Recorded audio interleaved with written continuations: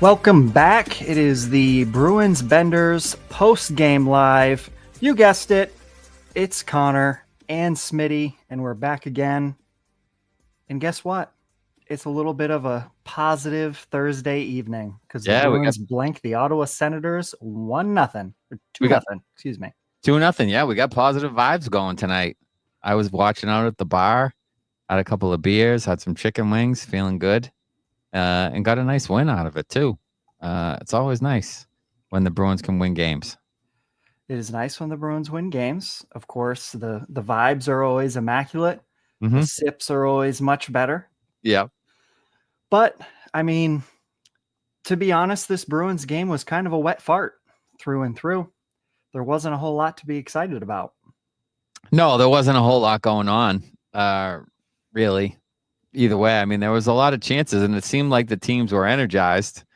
But, some posts. Ottawa hit 3 posts. The Bruins hit a post. So, I mean, there's that, I suppose. And then the Bruins get the referee with the premature whistle. And Stützle doesn't tie it up there on the shot that kind of breaks through Korpisalo and sits in the crease. So the Bruins got a little lucky there. But, I thought, overall, the Bruins played well tonight, and this is the recipe that they need to do. This is what they need to do to win games. It's going to be boring. It's going to be low scoring. It's going to be defensive minded. And this is what they need to do if they want to be successful going forward.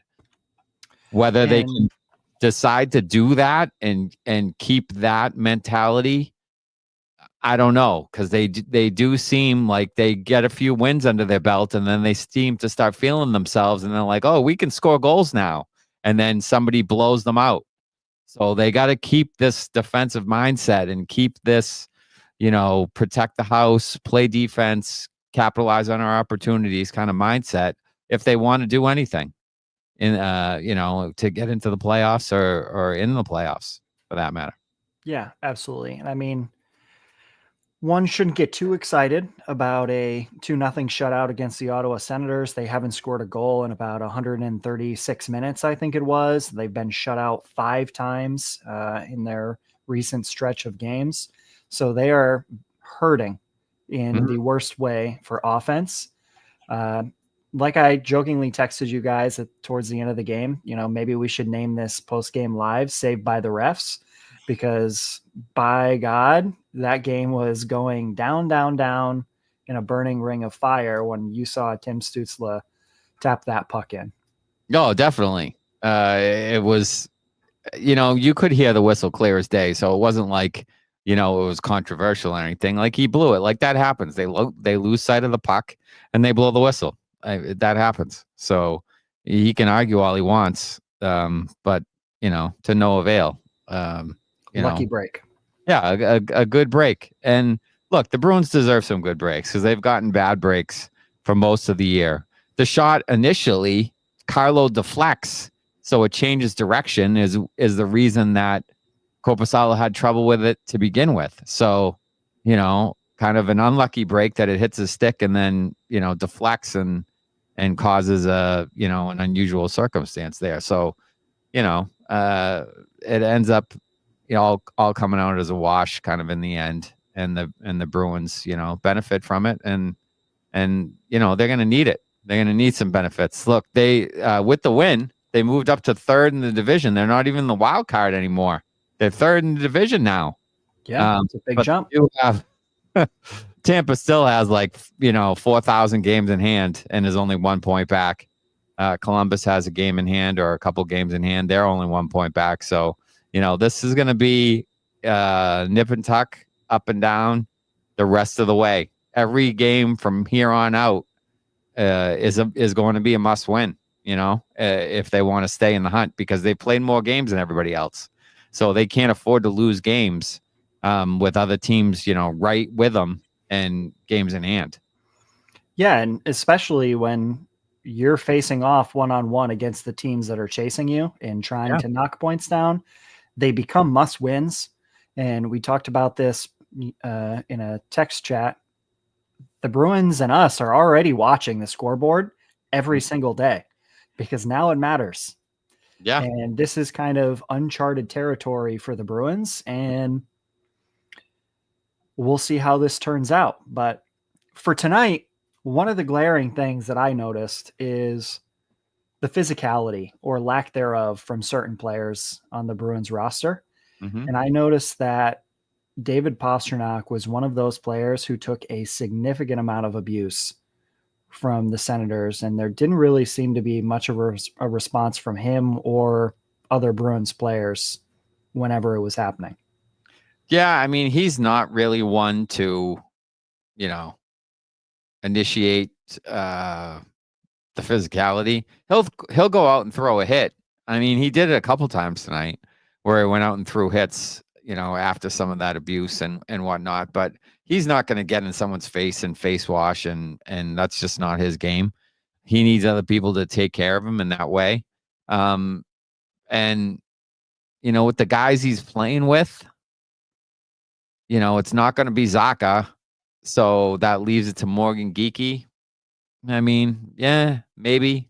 But more likely it should be one of the defensemen that comes to his aid. And you get into the whole thing as if like the defensemen come down below the dots when it's an offensive zone thing. They move the draw outside the zone because, that's not allowed. So there's all these other different little things that play into that. So, I mean, look, we've talked about it before. Part of toughness is the Bruins elite players being able to handle that and perform and produce. And David Pastrnak tonight, a goal and an assist, factored in both goals. When he's on the ice, the Bruins are good or good-ish. When he's not on the ice, they are a lottery team, plain and simple. So they need more, not necessarily David Pastrnak's, but they need more elite talent so that they can have some other guys out there that when he's on the ice, the Bruins are doing well, and not just one guy. I mean, he's relied upon a ton, and it probably was weighing on him early in the season with, the entire focus of the other team's defense is on him every night. And, the rest of the people aren't scoring. Marchand wasn't scoring. Montgomery was kind of, had checked out. So, a lot falls on his shoulders to make this team go. And when he scores points, they usually win. But when he doesn't, they don't. So that's a lot of pressure for him to deal with. And it seems like he may have found a running mate in Morgan Geekie, of all fucking people. Sorry, John. Of all people. But seriously, Morgan Geekie in December and January has like 11 goals in those 2 months, and has all of a sudden, 20 something points where he had like 4 or 5 through the first 2 months of the season or something. So they seem to have some chemistry, and Geekie is good for that line because I think he does some of the dirty work to get them pucks, and he wins pucks down low and finds guys. He's got an elite shot. He does. I mean, I talk about it all the time. You need to have an elite skill in the NHL to be able to be a good player. He has an elite shot. He has a very, very good shot. So, and he seems to have some chemistry. He made an unbelievable move. Mm-hmm. I don't know if it was in this game or if it was in the last game. After he scored, he toe dragged somebody, went around somebody, and then tried to slip a pass cross crease that almost connected. And it was like, wow, Morgan Geekie's really kind of feeling himself right now. And he's got confidence now playing with Pastrnak, and that pairing has been good. It would be nice to see, Pavel Zacha, hop on board the wagon there and get going as well. I mean, a high tide raises all ships, so hopefully eventually he'll get there. But when they signed Geekie, they promised him more time playing with top 6 players. They're finally doing it, and he's producing. But for David Pastrnak, there's still something that sits in the back of my mind where I say, hey, this whole feud with him and Brad Marchand really seemed to be the catalyst of a lot of his good play. Yeah, I think you're right. I think that kind of, I don't know if it was, him wanting to prove people wrong, or if it was like, me and Marchand are on the same page, or if it just drew the team closer together, or, rally around each other, whatever the case may be. I don't care, honestly. But it got him going, whatever it took. So, send Rich Keefe some thank you notes, send him some thank you cards, send him a Dunkin' Donuts gift card, send the guy some flowers. Because anything for the bulletin board material. Yeah, I mean, Jesus, it might be, if the Bruins make the playoffs, everybody's gonna have to thank Rich Keefe for getting Pastrnak going. So, like I said, I don't care what got him going, but he's going now, and when he's going, there aren't many better in the league than him. Not many. I mean, there are better than him, but not a lot. Yeah. So I'm taking a look at the box score, right? And we're basically yanking off Morgan Geekie in the best way possible. A goal, a point, +2, 2 penalty minutes, 19-21 time on ice, 23 shifts, a shot, a block, 5 hits, 1 giveaway, 1 takeaway, and flawless in the faceoff dot. Don't know how many he took, but he was flawless. I mean, you can't ask for much more than that, except maybe to stay out of the box. But the high sticking thing, it was him and Tkachuk along the wall, and it seemed to me like it was more of a glove. But I mean, neither here nor there. I mean, something rode up into Tkachuk's face there, and honestly, I don't have a particular problem with that. Tkachuk's throwing his weight around, his stick's up, he's diving around, he's doing dirty shit. So, I don't blame Geekie there for standing his ground, certainly. So, yeah, I mean, look, he's been playing really well. There's no 2 ways about it. I mean, we've kind of made fun of it at the time, saying, Morgan Geekie's your first line, left wing or whatever. But he's been really good in that spot, really good. Enough so that I would say, they should consider re-signing the guy. I mean, if he's gonna, he had a really good year last year playing, more bottom 6, and now playing with Pastrnak, he's been good. So, is Morgan Geekie a top 6 guy? It seems like it right now, anyway. On this Boston Bruins team that is bereft of top 6 talent, you bet your ass he is. You bet your ass he is. The other day, we saw a post on Twitter, X, wherever, and it laid out all of the Bruins UFAs or RFAs and kind of their contract projections. Yeah. I am having a hell of a time finding it real quick, but I believe Morgan Geekie was around the 3 or 4 year, $3.4 million range. Would you sign him for that? I would. How high would you be willing to go if he's asking for more? Like, what's the ceiling for a Morgan Geekie in Boston? AAV probably that. Probably that. You're gonna beg. I'm not going 4 million. So under 4 million. Okay. I probably wouldn't go more than 3.5. I don't think I would go more than 3.5 if it was up to me. Fair. But look, I mean, he's producing more than some guys that are getting paid more than him. So if I'm him, I'm asking for more money. Elias Lindholm. Yeah. I'm asking for more money. I mean, he's more impactful than Elias Lindholm is. Well, 100%. So, and the cap's going up too. So yeah, if I'm him, I'm looking for, more money than that. And if he wants that and he can get it somewhere else, get it somewhere else. Like I as much as he's been good for the Bruins, they can't afford to spend, 4, 5, 7.75 on guys who are going to get 40 points a year. You just can't build a team that way. Yeah. Don Sweeney's like, hey, can I interest you in an overused AHLer, Georgi Merkulov, next year? Yeah. I mean, as much as I love the guy, like that's not That's not what I want to see. That's not what I want to see them spend their money on. I want them to get elite talent, whether it's Rantanen or Marner. I want to spend my money on that. I don't want to spend my $4 million on Morgan Geekie. And I did find it, by the way. Perfect. It was 4 times 3.25. 4 times 3.25. That's a bargain. A bag. I would do that. I would. As you motherfuckers do that. would say. And while I have it up, let's go through the rest. Johnny Beecher. All right, time out. For everybody who's on YouTube in the comments, and I see a lot of you already kind of chiming in on contracts for Geeky, you have to say yes or no when Smitty reads through these if you would sign them in the comments. Okay, here we go. All right, Johnny Beecher, 2 times 1.76. 2 years, 1.76 million AAV. No, thank you.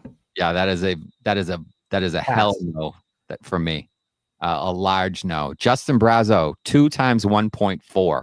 2 times 1.4. Yes. I'm in as well. 2 times 1.4 for his what he does, I think, is value. Trent Frederick, 4 times 3.9. Hell no. I'm with you. That is a no-go for me. I don't think he's anywhere close to earning that. And I think he's probably going to get that or more from St. Louis or another club. So we'll take a pause because they're hammering the comments. So we'll go back through these first 3. All right. So the no's on Johnny Beecher is T-Boz, Matthew Curtis, C2 Paint, Shaz Diet, a fuck Beecher for Zach Haste, and Dan Maynard from the Land Down Under says no. Odyssey, no on Beecher.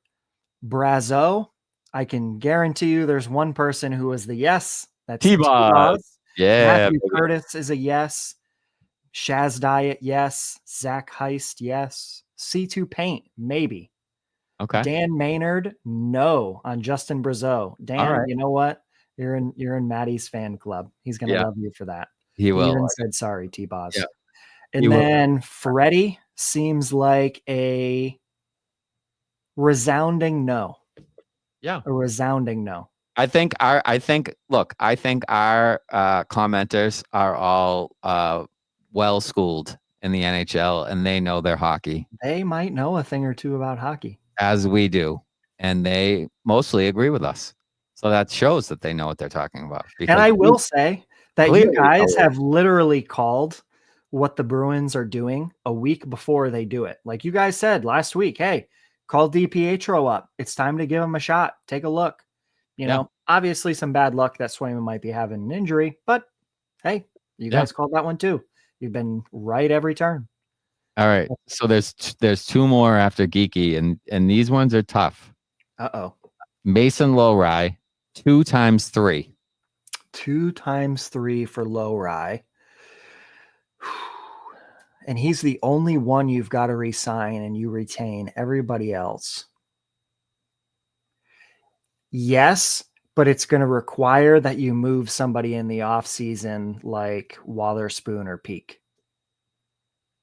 I'm a yes on Lowry, even though I'm kind of down on his defensive ability. I think he can get better there. I'm just not sure how much better.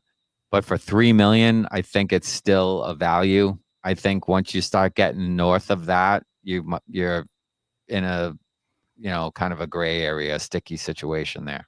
It's a resounding yes, but the commenters want 2 times 3 on that contract. So here's the most difficult one of all. Uh-oh. Brad Marchand. Uh-oh. 3 Uh-oh. 7.5. 7.5? Get fucked. Sorry, John. No way. No. See ya. I'm with you. Look, I talked about it on the last post game. Sometimes you have to make tough calls. You have to have some balls, and you have to know when it's time to step away from a player. And if it's between Brad Marchand and Mitch Marner, or Brad Marchand and Mikko Rantanen, I want the other guys because they're younger. And Rantanen certainly produces better than Marchand does at this stage of his career. and I would say probably Marner does too. So that's the way I'm going. Now you would have to pay both of those guys way more than 7.5, but that's the direction I'm leaning in because I think you need a change on the core and you need to get younger. So I'm a no on Marchand at that price. And do you want to know what's absolutely astonishing? Not a single commenter said yes to re-signing Marchand at that price. Really? Not a single one. Wow. There was some no fucking ways, some no ways, some sorry Marshy, and a lot of people looking for a 2-year contract somewhere around 5, maybe 5.5 million. Okay. I mean, I like our peeps. I do. I like the Benders fam. They're with us. Oh, wait, we got a late one. Odyssey jumps in. He said he's too soft. He can't see it. He's been following Marshy since Providence. No way. Can't see him in another sweater. Yeah, I mean, I can't. It would be tough for me to see him in another sweater too. It would be. But I think sometimes you have to make tough decisions, tough calls. And that certainly would be one of them. If it was up to me, he would take a hometown discount, sign for less, and stay and finish his career as a Bruin. That's what I would like to see happen. I just don't think he's going to do it. We talked about that in the last post game too. I think Matty hit the nail on the head. I think he's not going to take a discount. I think he's pissed that other people aren't taking discounts. Your McAvoys and your Pastrnaks and your Swaymans, while he did and set the team up for success. And now these guys aren't doing it, and the team's in the tank, and he's mad about it. And I don't blame him, really. But yeah, I can't see him taking the discount, and at that price tag, I don't want him. I don't. So it would be tough to say goodbye because I think he should retire a Bruin, but unless his price comes down, I don't think it's a good fit here. Fair enough. And we'll get into the full-fledged comments. Matthew Curtis up first. Decided to not watch tonight, judging by the box score and updates. Look like they're going for an exact carbon copy of last night's game. Except they weren't blown out. Yeah. So it was a better result. It was a better result. Morgan Geeky, 3 to 4 million a year RFA. We just kind of talked about this a little bit. Yeah. He reads the play. Both ends, can play center and wing. Wins board battles. Has close to an elite shot, if not elite. I would say he does. Agree there. Yep. I say mid to late first round or extend, sell the rest of the expendables. Now, one of my things with Geeky, big body, will play the body, has a good shot. He's not an albatross on skates. No, he can skate. So if you can keep him reasonable and the chemistry continues with that first, second line, whatever you want to classify that as, why not? Yeah, I'm for it. I really am. I think ideally you would like to find a center to go with those guys that was a little more offensively minded than Zacha is. Zacha's kind of just there. And then, I mean, he's another guy with an elite shot. He just doesn't get open very often. He doesn't shoot the puck very often. Geeky, especially lately, being on that line with Pastrnak, is looking to shoot, which I love. Like, he's not deferring to Pastrnak. He's one of the few guys on the damn team that doesn't defer to Pastrnak all the time. Like, he won't just give it to Pasta every time. Pasta. Like, Zacha does that. You can see it. Zacha had the puck tonight in the slot and passed it over to the left wing for a one-timer from Pastrnak, even though he was by himself in the slot. Should have shot it. But, yeah, there was another play, and Cam Show kind of brings it up. Lindholm has an innate ability to just not get his effing stick on the puck. There was a play similar to what you just mentioned. Lindholm had the puck in the slot, wide open net. Forsberg had to come back across the crease to cover that side of the net. And instead of just one-timing the puck into the gaping net, he tried to shovel it back across to Pastrnak again. Yeah, I mean, it's too much. It really is. They have to. I don't think other teams respect the Bruins players' shots on the ice with Pastrnak because they all know that everybody is looking for Pastrnak. He's turned into the Alex Ovechkin of the Boston Bruins. Yeah, until you need a guy like Morgan Geekie out there willing to shoot the puck opposite him to, make people respect, Geekie or whoever is playing with Pastrnak.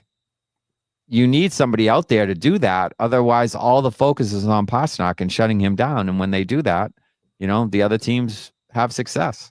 Do you know what the Bruins haven't really had in a while? Somebody like a Johnny Boychuk on the blue line just dropping bombs on net. They really don't have a defenseman who does that anymore. No. They would rather walk into the slot and rip one on net, wrist it in there, pass it off. It's too bad. It's too bad. They did. Chara could certainly shoot the puck, and Boychuk could shoot it. That's what Zadorov should be doing, in my opinion. Yeah, he takes wrist shots, but he skates up in the ice. Yeah, at least 4 to 5 times every game, bro. Why? He skates. So sometimes he does it, and he just, even though it doesn't look like he's going fast, he's going around people. And he gets to like good ice, and then he misses the net by a mile. Like, I don't know if I've ever seen the guy hit the net with one of his shots. I mean, I know he has a couple goals, but it feels like every single shot Zadorov takes has no chance of hitting the net. None. It's like Carlo or Peak or most of their defensemen, like, cannot hit the net with a shot to save their lives. It's crazy to me. Like, you don't have to wind up and take a big clapper or anything. Just get it through on net. Like, don't try to pick a corner. Just get it through, even to the middle of the net, and let somebody tip it or deflect it or get a rebound. Like, just get it on net. And you watch these guys miss high, and it's like high glass, and then the puck's going the other way, and you got to scramble because the other defenseman's up the ice expecting a rebound or something. Like, it's just fucking atrocious watching these guys. Either that or it comes back to them and they're not shot ready. That drives me crazy too. They get it and then they fuck around with it and throw it back down the boards. Like, be ready to shoot when it fucking comes back to you. Sorry, John. Be ready. You watch, like, there was a few Ottawa guys tonight. The puck came back to them and it was off their stick on net right away. Do that. Like, Carolina does that. I love it. Be ready to fucking shoot when it comes back to you. I mean, maybe they're just surprised that the puck made it to them because they have such a hard time making take pass. You might be right. You might be right. They might be shocked that it came back to them, with a decent pass instead of in their feet. Now, C2 Paint chimed in the middle of the game. He said, fuck this game. Sorry, John.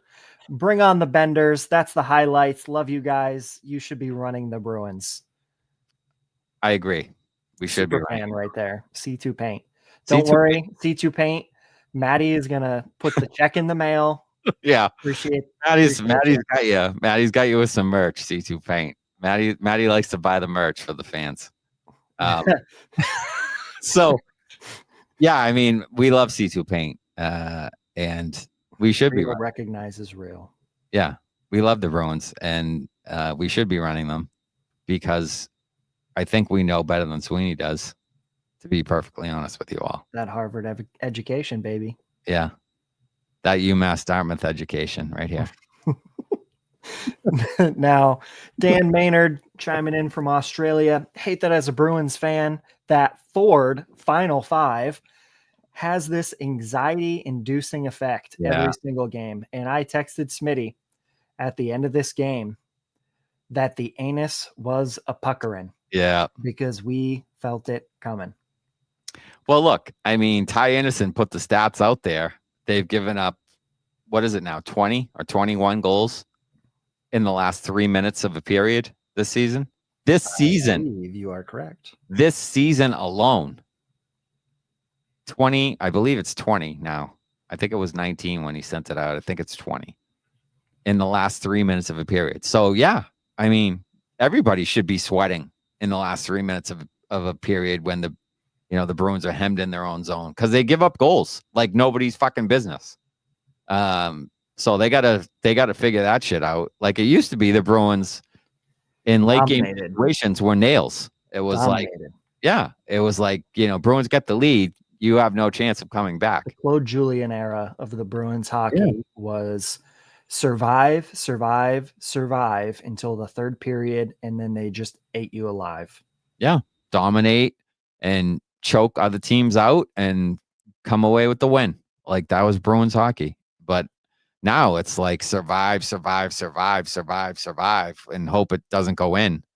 And, I mean, they are scoring some empty netters this year, but, last year and years previous, it was like getting an empty net goal was like pulling teeth. Like, they couldn't hit the net. I wonder what their goal differential is with the other team with the empty net right now, because I bet you it's not crazy positive.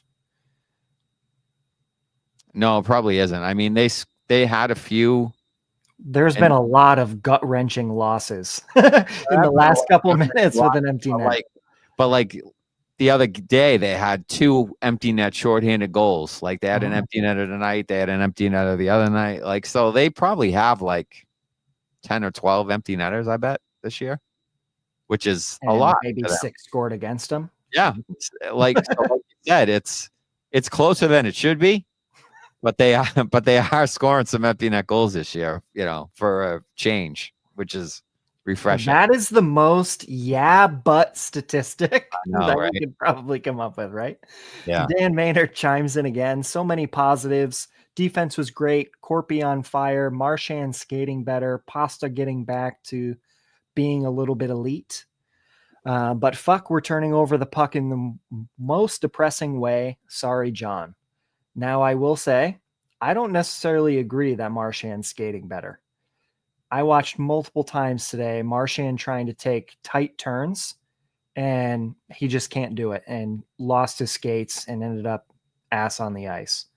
I don't know if that's injury related, ice related, what it is, but it was pretty consistent that every time he was taking a sharp turn, it seems like he just couldn't do it. Yeah, he's still, and I don't know if that's injury related or he's just nicked up over the course of a long season or he's just getting older. I mean, it could be any of those things, could be a combination of those things. But yeah, how long would you say now? Going on 2 or 3 weeks? Going on 2 or 3 weeks? He's been so or worse. Yeah. Yeah. John Klingberg had the same or a very similar surgery to Brad Marchand. And one of the things that he's been saying in some of the press conferences now that he's signed in Edmonton is that last year he was having trouble taking tight turns and pursuing players and closing distance because of those hips. And he just needed that extra, 6-7 months of recovery from surgery to get back to a point where he felt like he can make those aggressive turns and close the gap on players to play effectively. I don't know if that's still Marchand's problem. I mean, he allegedly didn't start skating again until August. So, yeah. So here's the thing on Pastrnak too. I mean, we've talked about, Pastrnak getting back. He talked about Pastrnak getting back to being elite. Pastrnak was 23rd in the league in goals, I believe, at the beginning of January. And now he has 23 goals and he's up to tied for 8th in the league in goals. They pile up quick. They do. And he has 56 points now all of a sudden as well, which puts him close to the top 20, if not in it. So I believe you're right. I think Nathan McKinnon is up there with 76 or 77. Yeah, McKinnon is firing away. The leader, Draisaitl, leads the league in goals with 34. So not too shabby. Not at all. Sean Michael chiming in. I think we agree here, Sean. This win was lipstick on a pig. 100%. Odyssey 84. If you're around playoff contention in March, you cannot sell on Geeks and Korpisalo. Bad message to the locker room. Sell high on Freddie, Coyle, and Brazeau. Poitras already there. Bring up Lysell and Merkulov. I agree with all of those things. I would say I don't agree with Korpisalo.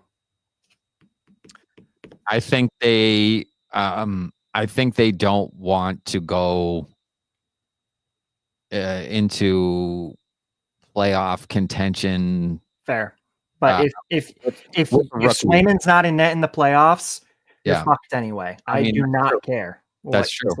That's true. But Korpisalo is not winning you a series. No, he's not.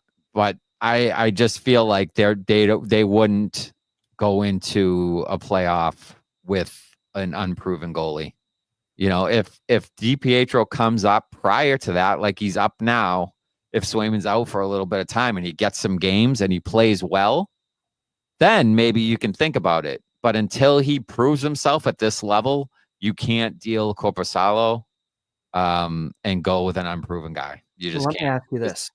There's too much up and down with goalies to trust that.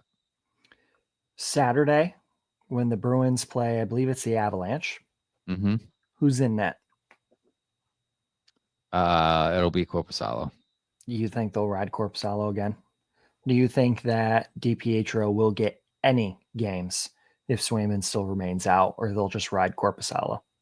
I think they'll ride Korpisalo because I think he sat for a bunch of games when Swayman was, hot or whatever. So he didn't play for 15 days or something before this last game. So yeah, they'll ride him. They'll probably figure he's well rested, and unless there's back-to-backs, which I don't think that we have another back-to-back for a bit. I don't think there is. So they're going to ride Korpisalo, I believe. Unless they gave him the Buffalo game on Tuesday, which I suppose is a possibility. Like if he gets his doors blown by the Avalanche, if they lose 7-0 and he has an 800 or a 750, you might see DiPietro in on Tuesday against Buffalo. I pray that they put DiPietro in at least a game while he's up here. We can't sit here and scream and cry that they won't bring up Lysell and Merkelov and try these other players. And we bring up the best goalie that we've got, who's arguably playing better than Korpisalo. Yeah. Obviously he's in the AHL. Mm-hmm. And then just let him sit the bench for every game up here. No, I mean, I agree with you. I think he should get a game. I just don't think he will. Because if nothing else, and you do want to keep Korpisalo, one of those goaltenders in Providence could be a very valuable trade chip. And letting him have a game where he's playing against NHL talent couldn't hurt for some NHL scouts to take a look at him. That's 100% true. And I agree with you. I just don't think the Bruins will do it. Yeah, they are very, very set in their ways as far as that stuff goes, and I just feel like we're third in the Atlantic Division. We got a quickie lead. Why not? We're with a bullet. We're climbing, baby. We're on our way up. And speaking of goalies, keeping it in the theme, T-Boz, I wish the Jeremy Swayman absence was due to a trade. Shake that shit up. Going off the deep end for this one. Yeah, I mean, that's a little strong, I would say. That's a little strong. Speaking of strong, he's sipping on a strong one tonight. Weller Foolproof, 1 cube. Sounds good. Just depends how big the cube is, I guess, eh? Yeah. He goes big cube. He knows what he's doing. He's a big cube fella. He goes big cubes in those bourbons. You gotta go big cube. You can't go crushed ice because it just waters it down. That's no good. Or small ice. That's for the peasants and the peons. Can't the peasants and the fucking peons. Yeah. Y2 Jones, aka Jonesy. Yeah. Bruins are built to win only these type of games. That is correct. There's a lot of teams in the league that are good teams that can win in a variety of ways.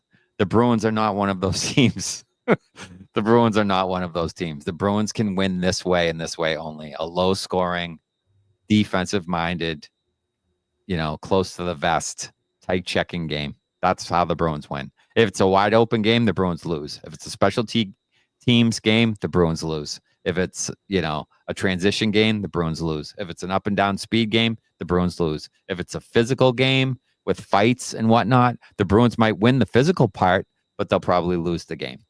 So this is the only type of game they can win, unfortunately. Fire Neely and Sweeney says, Yes. Nope, that's the name of the person. Sorry to confuse. Oh, One of their best games this season. And that makes me want to go and make myself vomit, to be honest. I thought defensively it was up there. I mean, there were still some breakdowns, like there are really in any game. But yeah, I mean, it's sad to say, but it was up there. It was up there. I mean, how many? They have a handful of shutouts themselves now, don't they? Korpisalo, I think, has 3 on his own, and I think Swayman might have 1 or 2. So I haven't really looked into that. The one I do know, unfortunately, is Connor Hellebuck has 6. Yeah, I do know that one off the top of my head. And they have the Winnipeg Jets on Thursday. Oh, great! Yeah, What could go wrong? A week from today, the Winnipeg Jets come to town. How about this? Here's a fucking positive for you. The Bruins in their last 11 at TD Garden, 9-1-1. Who fucking would have thought that shit? 9-1-1 in their last 11 at home. That's fucking crazy to me. But they're dog shit They on the road. They are absolute shit on the road. They have not won a road game in regulation since December 14th. I don't know. And since December 14th, I believe they have 2 road wins since December 14th. They won. They are professional fucking gaslighters. In overtime, and they won in a did they win in a shootout, or was it just an overtime? I don't know. All that matters is the 2 points, right? Yeah, I guess so. Dan Maynard, I think with the right coach and lineup production, Geeky and Poitras have strong spots as Bruins for years to come. I would agree with that. I think Pastrnak can be high ceiling, if he reaches his ceiling, a second line center in the NHL. I do. I think he can be that because I think he has the playmaking ability to do it. Will he ever score a ton of goals? I don't think so. I think he'll be like a 20 goal, 40 assist guy type of a thing. And that's great. A borderline third line player, right? Yeah. I mean, look. He's a Boston Bruin, motherfucker. Come on. 60 points, but 40 assists. That means you have guys on your line that are scoring, though. So that means somebody else has 50 or 60 points. Or you're playing on the power play. Yeah, or you're playing on the power play. But someone else, if you're setting guys up, that elevates the rest of your team as well. So, I feel like he could do that. I feel like he could do that. And Geeky, if this, last couple of months with Pastrnak continues, you might have found something there. You might have found something there. And begrudgingly, we would have to give Don Sweeney credit for that because that was a signing where he earmarked a guy and he was like, this guy has some talent, or pro scouts, whoever it was. We'll recognize those people instead of Sweeney because I don't want Sweeney to be here. So we'll give it to somebody else. We'll give that to somebody else. The pro scouts picked out Morgan Geeky and were like, this guy can play. He just needs an opportunity. And they signed him to a 2-year deal for low money. And he's been good since he's been here. The beginning of this year wasn't great, but last year he was good. And now he's good. So he's been, on the whole, good. So that has to be a net positive, and you give the credit to the pro scouting and not Don Sweeney at all. Yeah. I mean, I'm going to run through a couple quick ones here. We are piling up the fucking comments. Holy moly. I will tell you that when we started talking about Johnny Boychuk and Chara clapping bombs from the blue line, everybody was going wild in the comments. Everybody was loving it. Everybody misses it. So guess what? The Bruins are going to go find somebody at the trade deadline to add just for that. They listen to the show. They have to. They do. Have to. I think they do. The thing is, who's out there that can deliver a slap shot now these days on defense? There's not a lot. There's not many. No, not many at all. Not many guys, and not many guys that would be moved. Correct. The guys that can shoot it stay where they are. Mm-hmm. They're valuable. They are. Punk. Yep. Kylie chimes in with the amount of hesitation on all the passes and shots in the zone is frustrating. Hardly anyone is taking a one-timer, nor is anyone making a good pass for it anyways. Always holding on to the puck for too long. Yeah, they do hold on to the puck too long. We've talked about their hockey IQ, and I just don't think a lot of the guys they have see the ice particularly well, and I don't think a lot of them have chemistry with other guys on the team. I think they have a lot of individual guys that may have certain aspects to their game that are they're talented in or they're good at, but it doesn't really mesh well as a line or as a unit or as a forward group. They have a lot of the same type of guys. They don't have guys who complement each other. So that's a problem. And I think a lot of the guys they have can't particularly pass well. And so you see a lot of bad passing. You see a lot of passes out of people's reach or in their skates. And it's hard to play fast and play effective when you're not going tape to tape with passes. You watch other teams around the league and it's bing, bang, boom, in the net, and when the Bruins do it, you see it and you're like, holy shit, there it is. Like the goal the other night, Zacha to Pastrnak to Geeky, and it's in the net. And you're like, holy fuck, where has that been?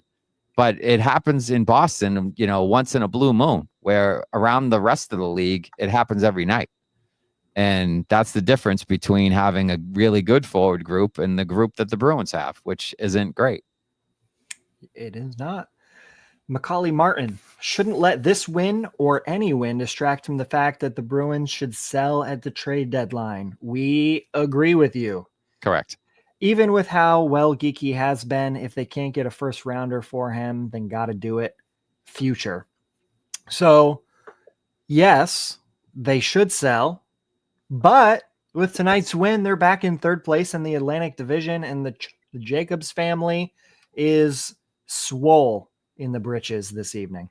Yeah, they as long as they are in playoff position, they're not selling anything. And as much as I would agree with you, Macaulay, that they should sell, especially if they can get first round picks for guys like Morgan Geeky, they should do it 100%. They should do it. Instead of signing him to an extension. If they can get a first round pick from Morgan Geeky, you do that in a heartbeat every day. But that's just not the front office. This front office's MO. That's not what they do. That's not what they've ever done. It's not, it's just, we've got a couple fucking funny comments. It's really frustrating that they can't see it, that they don't want to make hockey trades, that they aren't looking for the future when they should realize that the team isn't really a contender. Fair enough. Now, Rob Spector, I have a green screen, but I was having a little bit of a lighting issue, so it looks a little fuzzy. As Tyler can attest to, I had the golden light of God straight down the middle of my face for whatever reason right before the show. Yeah. So we do have some green screens, but I'm going to have to hook Matty and Smitty up with something like I've got. So here's the funny comments, right? T-Boz, let's get Tanya Harding to smack Lindholm with a pipe. Instant LTIR. Solved. I love that idea. Now, Rob's comment right before the green screen. When you need him. Marchand fell over more often than a power pole in the past 3 weeks in Los Angeles. True enough. I mean, he was all over the ice tonight. He was getting his uniform dirty, sliding around. So yeah, I would agree. I didn't think he was particularly great tonight. And that line as a whole hasn't been good. And maybe they're missing Justin Brazeau, T-Boss. Maybe that's what the issue is. Here is Brazeau off the line too. A phenomenal question. Okay. Savoie Cross. In some way, did Montgomery's not caring since the start of the season set the players back? And are they still playing the same Monty style? Because under Joe Sacco, it seems like they don't have any play style. So did Montgomery's not caring since the start of the season set the players back?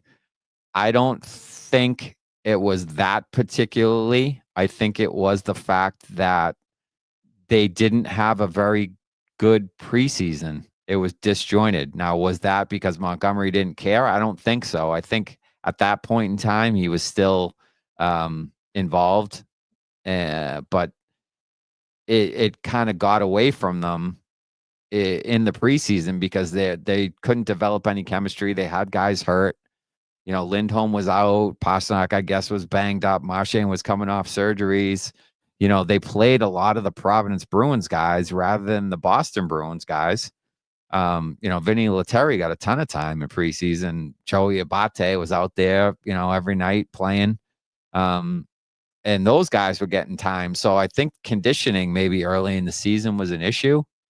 And then I think they still are playing Monty's style of play. I think Sacco didn't want to kind of reinvent the wheel during the middle of the season. So I think it's Monty's style of play, but what he was trying to do, and with some success, but not a ton, was tighten up their defensive structure and get that back to being what the Bruins are used to being defensively.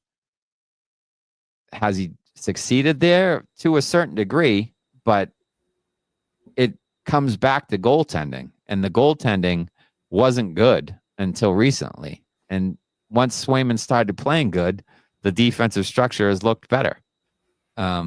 Even recently, they were giving up, a ton of shots. They were outshot in those 3 games with Florida and Tampa, and I think it was Ottawa the first time. It was like 136 to like 90 something, or 156 to like 90 something. In the 2 games between Florida and Tampa and Boston, it was 88 to like 35. They got outshot. And that doesn't include attempts. That's just actual shots on net, which is terrible. And then the Ottawa game, it was fairly even. The shots were like 30 to 27 or something for Ottawa. But their defensive structure needs to be better. And tonight it was. But like we've said, I don't know if that's something they can sustain. They seem to do it for stretches, and then maybe like the fan base, they get bored with it. And like, well, it kind of sucks playing this way. Like we have to grind everything out and everything's, hard and it sucks and nobody wants to watch and it's not really that fun. So they try to score goals. And when they try to score goals, they get fucking shit stomped by everyone and get blown out. So this is the way they have to play. Whether they can do it consistently and buy in and own it and be like, this is the way we need to do it, I don't know. I don't know if they'll ever get there because I think they have too many guys on the team who are like, I need to get mine. We need to score goals, blah, blah, blah. I got a contract coming up, whatever it is. I'm not sure they have enough buy-in from the team for that. Yeah, fair enough. I'm kind of in the boat here with Zach Heiss. Sacco's been here for too goddamn long. Yeah. To be part of any kind of solution. The last time that he was involved in any success was 2011. And it's been a long fucking time since that was the reality here. And this team is not the same. The identity is not even close to the same. And I don't think you are 6 trades away from making this roster anywhere near as good as that one was. So if you're the Bruins, to the fucking loo, Joe. Pasta la vista, Joe. Yeah, I'm with you. I don't think Sacco should stay. I said before, I think he might if he makes the playoffs. I think they might keep him around because that's just the way the Bruins do things. It drives me fucking up a wall. And I don't think they love their own peeps. They do. They love their own guys. And if he fucking somehow gets them into the playoffs after the, that Montgomery playing pocket pool on the bench, like then, he might stick around. And I hate it. But, he's from Medford and he played fucking locally. And he's been here forever. So they love him. I don't get it. If you're from Massachusetts, you get a little extra tug from the Bruins. Jesus. That's why they should hire me because I'm from Massachusetts, and they should jerk me off and give me the job. I would enjoy that. Speaking of things that you enjoy, are you drinking anything tonight? Bruins 1970 wants to know what you got. You drinking any bourbon? Not tonight. I went a little heavy at the bar, so I was on the Blue Moons tonight. That was my sip at the bar, and now I have the Poland Springs. Gotta love the Poland Springs. And yes, Monty playing pocket pool. It's our favorite kind of pool around here. Monty twiddling his thumbs in his fucking pockets and leaning back and rolling his eyes and a little more hands in the pockets. A little more rolling of the eyes. Yeah. Anyway, this will probably be close to the last of it here, but this is a really good question I didn't want to skip.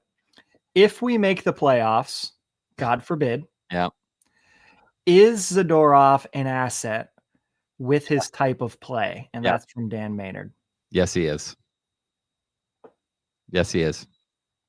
I actually almost tweeted tonight about it, but figured I shouldn't just in case it came back to bite me in the ass. But he got into it with Brady Tkachuk, and there's not many guys that Brady Tkachuk will back down from, but he backed down from Zadorov tonight in one of their altercations, and Zadorov called him a pussy, and I watched him do it.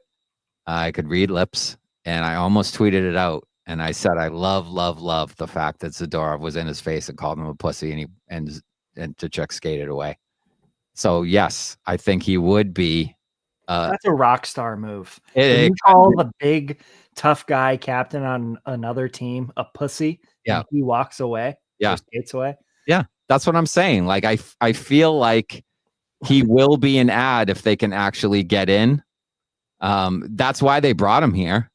Was for the playoffs. I thought Sweeney built this roster for the playoffs. Yeah. He just forgot about the 82 games. Yeah, that's what I was going to say. He thought they were going to cakewalk into the playoffs with this roster. And I don't know why he thought that because they don't have any scoring. Like their forwards are awful as a whole. So I don't know why he thought that. But, Lindholm was good in the playoffs too. And I can see it. Like he's more physical than you think. And if he wins faceoffs and he's physical and he forechecks and he gets to the dirty areas, I could see him scoring some like greasy, important goals in the playoffs. And you'd be like, all right, there he is. But during the 82, everybody's looking around like, where the fuck is this guy? Can't find him. Like unless you see him taking a faceoff, you don't notice him other than that during the game at all. He's one of those really quiet players on and off the ice. It's like he never has the puck on his stick.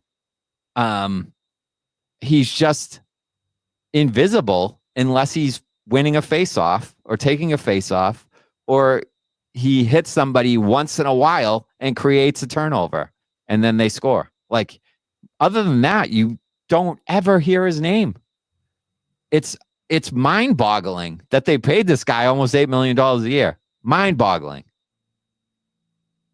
But we'll see if they can actually get in the playoffs. We'll see. Maybe those guys will be positives. Maybe they'll win a round. Who the fuck knows? I hope they do. That'd be fun. He's a moderate performer in the postseason, is his contract worth it? Nope. So even then, it's still not worth it. No. I mean, unless they win the fucking Stanley Cup, his contract is not worth it. I'm talking like he puts up 10 to 15 points every postseason that they're in it, that they play more than 2 series. Unless they win it, it is not worth it. No. Okay. Hard line that if you don't win the Stanley Cup, you're a piece of shit. Well, well, yeah, sure. Yeah. I was going to say I'm not going to go that far, but yeah, we'll go there. Sure. And you know what? That's no better way to end a fucking show than if you don't win the Stanley Cup, you're a piece of shit. That's right. So if you love Bruins content and you want to see us again on Saturday for the post-game live after the Avalanche game, join us. Bruins Benders Podcast live. And depending on when Matty gets home from the bar, we may or may not have a regular episode within the next couple of days for you guys. Yeah. So, as always, go Bruins. Thanks a lot. Bye-bye.